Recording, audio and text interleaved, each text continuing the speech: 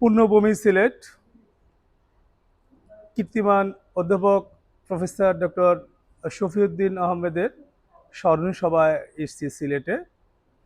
আয়োজন করেছে মেয়রিচাঁদ বাংলা সম্মেলন।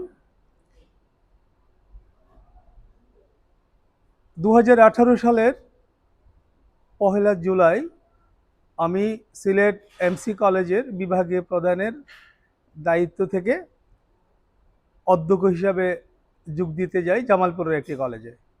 কিন্তু সিলেটের সাথে আমার যে আত্মিক যোগ, এটি সবসময়ই আমাকে প্রাণিত করে।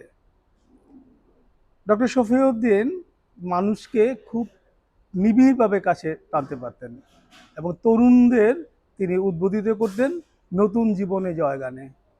আমাদের সমাজে ডক্টর শফিউদ্দিন আহমেদের মতো মানুষদের খুব প্রয়োজন।